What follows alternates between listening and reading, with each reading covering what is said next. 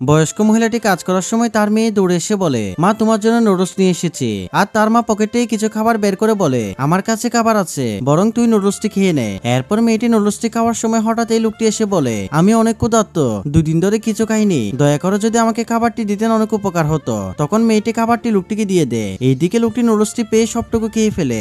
এরপর মা মেয়ে বাকি কেকটি খেতে গেলে লোকটি জানায় তার ক্ষুধা এখনই মেটেনি, তাই কেকটিও তারা লোকটিকে দিয়ে দেয়। শেষমেশ তারা পানি খাওয়ার সময় লোকটি সেটিও কেড়ে নিয়ে খেয়ে ফেলে। খাওয়া শেষে বলে, আমার হাতে একদমই টাকা নেই, যদি কিছু টাকা দিতেন তাহলে আমি রাতে কিছু কিনে খেতে পারতাম। আর বয়স্ক মহিলাটি তার আজকের ইনকামের সব টাকা লোকটিকে দিয়ে দেয়। ঠিক তখন লোকটির অ্যাসিস্ট্যান্ট এক ব্যাগ টাকা নিয়ে সেখানে আসে, যেটা দেখে মা আমি অবাক হয়ে যায়। এরপর বন্ধুরা কি হয় সেটি দেখার আগে তুমি যদি তোমার মাকে ভালোবেসে থাকো, ভিডিওটা একটি লাইক দিয়ে চ্যানেলটি সাবস্ক্রাইব করো এবং কমেন্ট করে জানাও তুমি কোন ক্লাসে পড়ো। এরপর ভদ্রলোকটি তাদের কাছে গিয়ে বলে, আসলে আমি এই কোম্পানির মালিক, আমি এতক্ষণ আপনাদের পরীক্ষা করেছিলাম, আপনারা অনেক ভালো মনের মানুষ। এই বলে টাকাগুলো তাদেরকে উপহার